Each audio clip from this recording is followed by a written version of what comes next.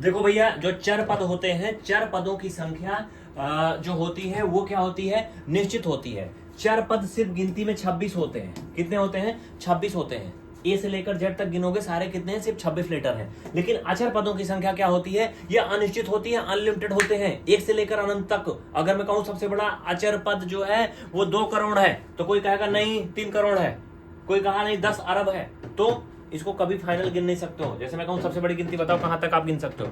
अरब, खत्म, कदम, पदम जो भी होता है उससे बड़ी भी होती है ना।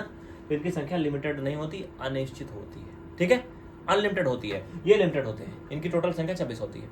इनके मान अनिश्चित होते हैं, इनके मान अनिश्चित होते हैं, फिक्स नहीं होते हैं, इनके मान निश्चित होते हैं। ठीक है, ऐसे एक टॉपिक है, उसको भी थोड़ा सा डेमो दिखा दूं हल्का सा, उसके बाद आगे मैं डिटेल में पढ़ने जा रहा हूं। बिल्कुल बने रहिएगा हमारे साथ अगले 15 मिनट तक। अगला टॉपिक क्या है मेरे भाई? इसमें रहेगा आपका गुणांक। गुणांक क्या होता है? देखो बहुत आसान चीज है गुणांक, कोफिशिएंट।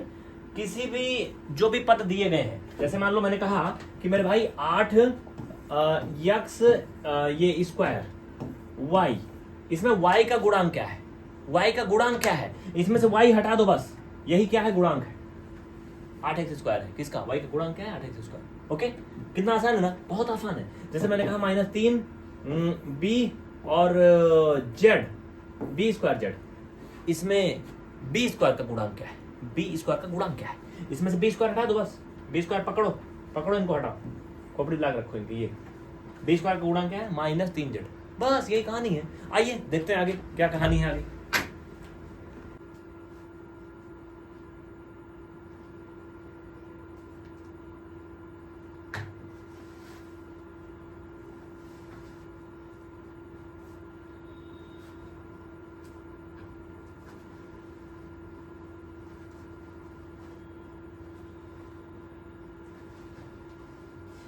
जिसने खुद को खुद पे खर्च किया है, दुनिया ने उसको गूगल पे सर्च किया है।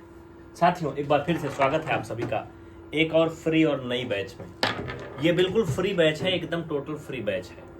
इसमें ऐसे छात्र सीखेंगे जिन्होंने गणित से हर जगह से उम्मीद छोड़ दिया है। विंटर बैच 2025 है ये। जैसे विंटर बैच 2023 में मैंने कंप्लीट अर्थमेटिक फ्री पढ़ाया, वैसे मैं इसमें संपूर्ण अलजेब्रा फ्री पढ़ाऊंगा। ठीक है, तो उम्मीद है कि आप लोग मेरी बातें समझ पा रहे हैं। ये बैच टोटली फ्री पढ़ने के लिए कुछ चीजें हैं जिन्हें आपको बिल्कुल ध्यान से देखना है और उनको फॉलो करना है। ठीक है, ओके, तो ये चीजें आपको ध्यान से देखना जो यहाँ पे लिखा है। वीडियो ऑनलाइन देखना है, बाकी ये 3-4 स्टेप आपको पालन करना है। इनका स्क्रीनशॉट ले लीजिए, इसे जरूर करना, मैं पढ़ के नहीं सुनाऊंगा। ऐसा नहीं करोगे तो हो सकता है कि आपको सारी क्लासें फ्री की न मिल पाए। और ये बैच में मैं प्रॉमिस करता हूं कि मैं फुली कंप्लीट संपूर्ण फ्री पढ़ाऊंगा अलजेब्रा। जो मैं पेड में पढ़ाता हूं वो सारा मटेरियल इसमें मिलेगा, बशर्ते आपको धैर्य पूर्वक इसको पढ़ना है। इसकी ज्यादा जानकारी के लिए नीचे नंबर जो दिए गए हैं दिखाए जाएंगे, उन पे आप लोगों को कांटेक्ट करना है। इसका एक फिक्स टाइम होगा। ठीक है, आप कमेंट करोगे तब भी मैं बता दूंगा कि किस टाइम पे होगा ये सीरीज आएगा, और टोटल फ्री आएगा। ठीक है, ओके, और ये वीडियो आएगा। अगर आप लोग कहोगे तो लाइव भी दे दूंगा, लेकिन ये वीडियो आएगा। मेरी कोशिश है जिससे पढ़ाई ज्यादा हो पाए। तो चलूं आगे बढ़ूं, आइए काम की बात करते हैं।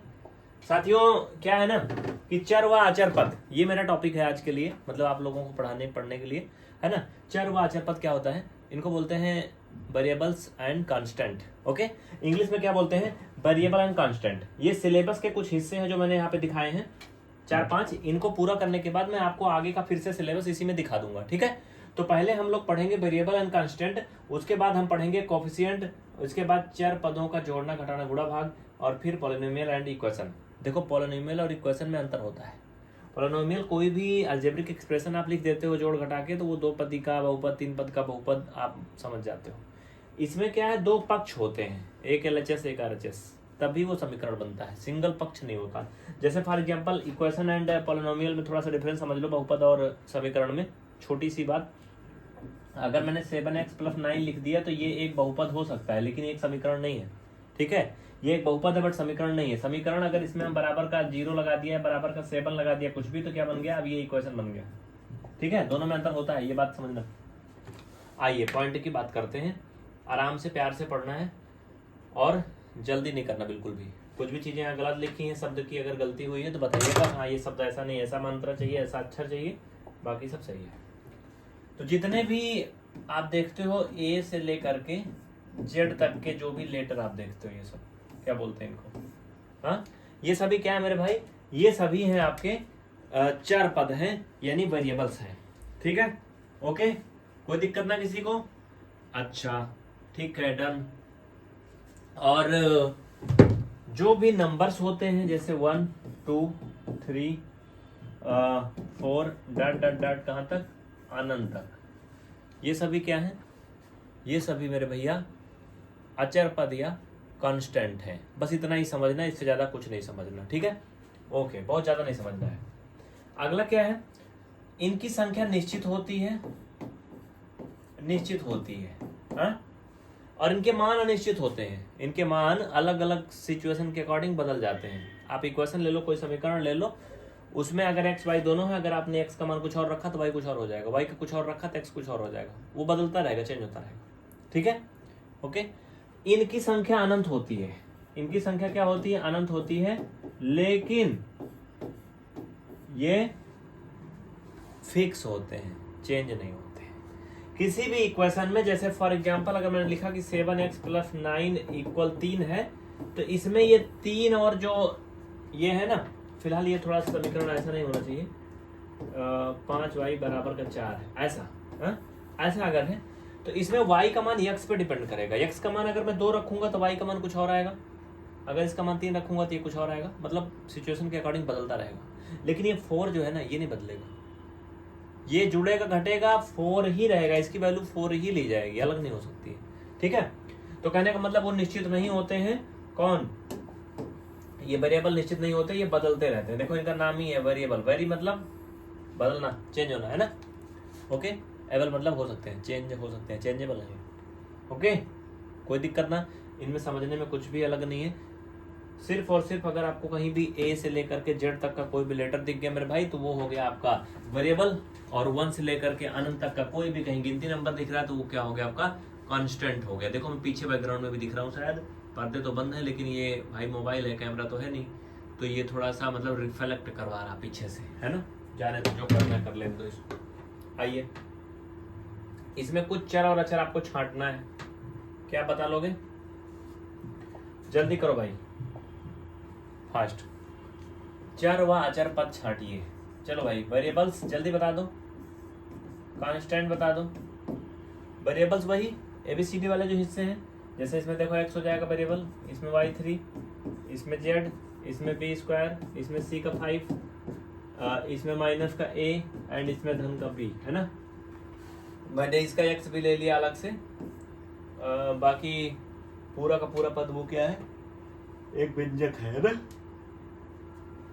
अगर अचर की पद की बात करें तो इसमें पूरे में सिर्फ 21 था कि नहीं?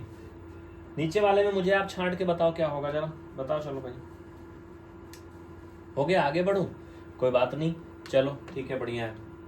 देखो 10 से 15 मिनट का ये वीडियोज होंगे एक एक, जिसमें मैं आपको बहुत कुछ सिखाने की कोशिश करूंगा, और आप लोग ईमानदारी से देखेंगे, जो बातें मैंने शुरू में बताया था उसका पालन करेंगे तो बेहतर होगा।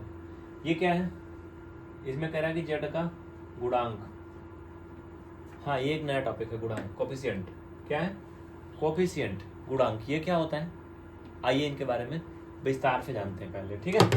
चलो भाई, गुणांक के बारे में जानते हैं, ये दूसरा टॉपिक है। चर अचर होने के बाद दूसरा टॉपिक आएगा गुणांक, क्योंकि हम पढ़ रहे हैं बिल्कुल जीरो से अलजेब्रा, बीजगणित, तो बीजगणित के ये सारे वो पार्ट्स हैं जिन्हें हमें सीखना ही सीखना है।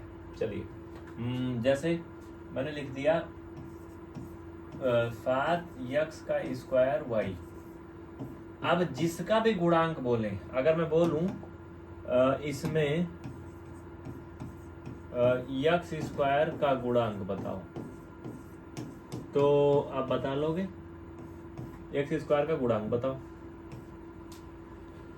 देखो, जिसका भी गुणांक बोलेंगे उसको निकालने के लिए क्या करना है आपको, प्यार से जितने भी एलिमेंट हैं इसमें उनको सबको अलग अलग गुणा कर देना है। इसमें 7 था, x था, y था, अलग अलग कर लिया मैंने। कह रहा था x² का गुणांक बताओ, तो जिसका गुणांक आपको बताना है क्या करना है, उसी से भाग कर देना है।